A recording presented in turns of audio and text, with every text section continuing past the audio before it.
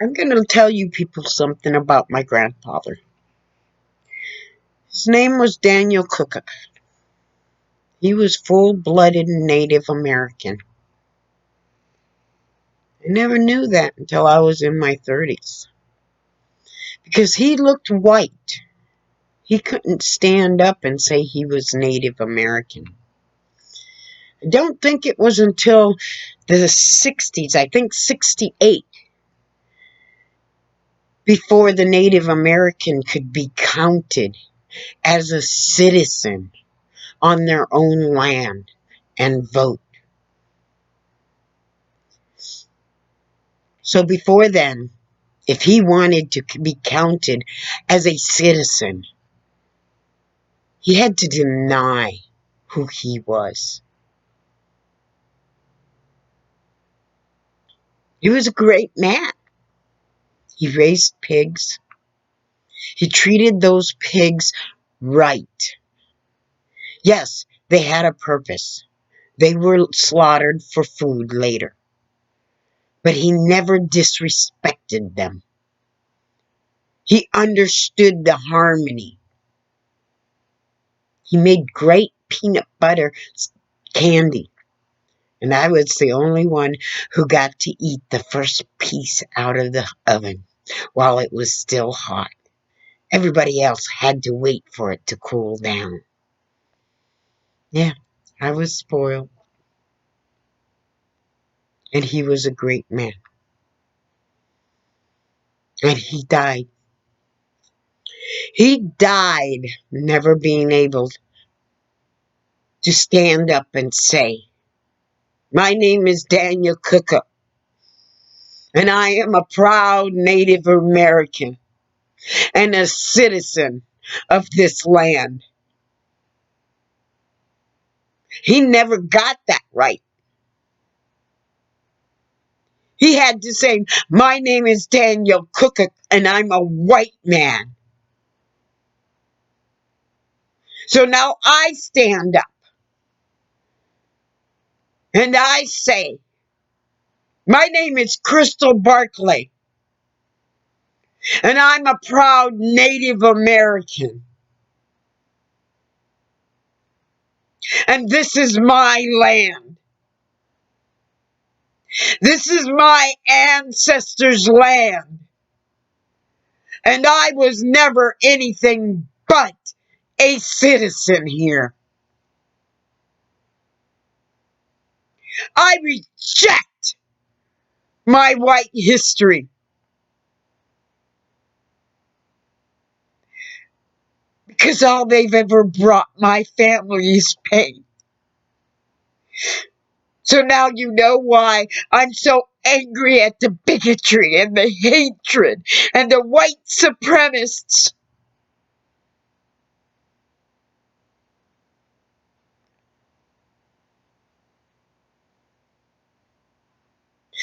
They rejected the best man in the world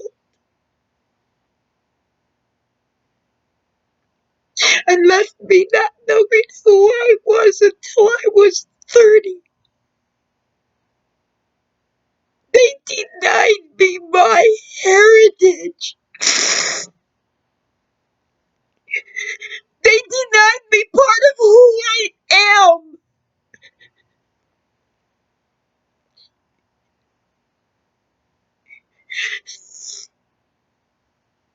Now there's people out there saying that when the riots were going on during the protests, they should have went home and come back later.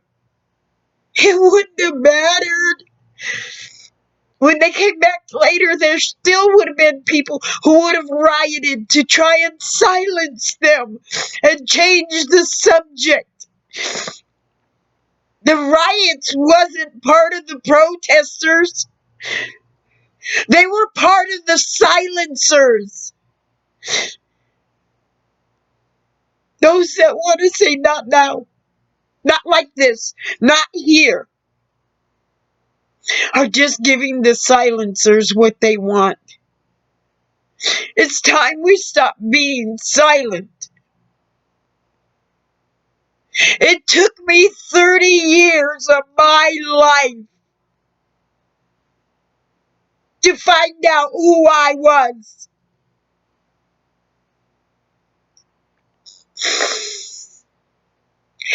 How many years is it gonna take to give these black people whose ancestors were brought here against their will,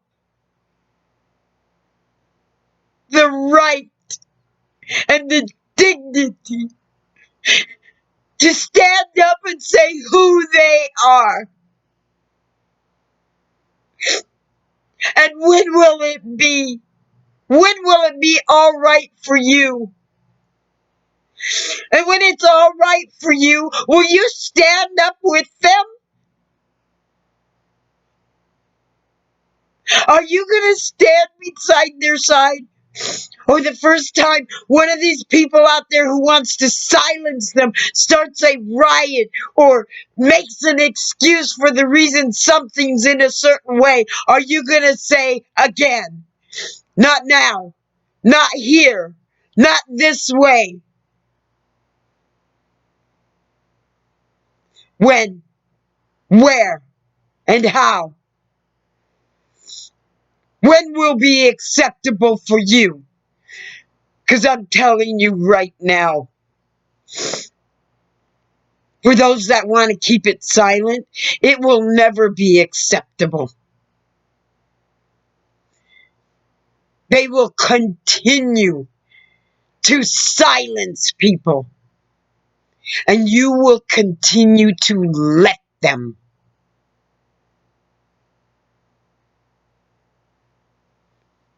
Right now is the time. Right here is the time. And any way we can speak up is how we should do it.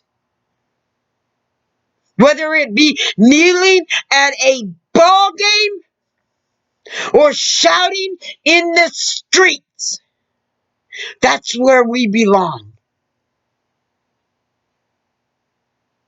And we can't let anybody silence us anymore. We can't let anybody deny us who we are. We can't allow any more grandfathers dying without anybody knowing who he was and that this was his land and it was stolen from him and he was silenced. They didn't just steal his land. They stole his dignity and they stole who he was. And in doing that, they stole who I was. And they're still stealing people's identities and rights. So when will it stop? And when will you white people stand up who keep on saying not now? And start saying now's the time. Stop the pain. Stop the suffering. Stop the deaths. When will you do that for us? When will you give us back our dignity? When can we be proud of our identity again? That's all we're asking for. When can we be treated as an equal and seen as a person again? That's all we're asking for. Is that really too much to ask for? Are we just what everybody, all those white supremacists think we are? Nothing. Are you really going to accept that? We're nobody. We're nothing. We have no right to our identity. I won't accept that. So now I'm going to say goodbye to you. See you the next time. And my name is Crystal Lynn Bartley. And I am a proud Native American. No matter who won't accept me. No matter if I'm left without a tribe. My tribe is all the people out there who have been rejected, who have had their identity taken from them, who have not been given their freedom, who have been suppressed and oppressed,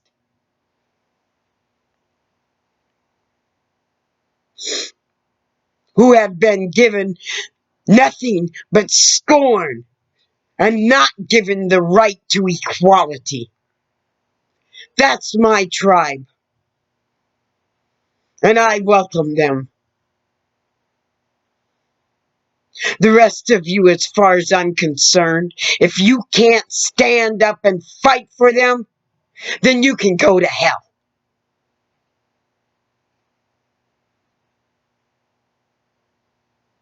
Because even though by blood I am 3/4 white of many different races, I reject it. The way you white people rejected my grandfather. I am Native American. My ancestors' blood stains this land. And that is who I am.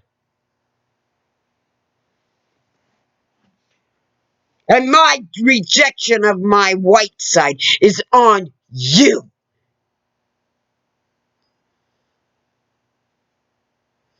Because if you couldn't accept my grandfather for who he is, why should I accept the white side of my body for who you are?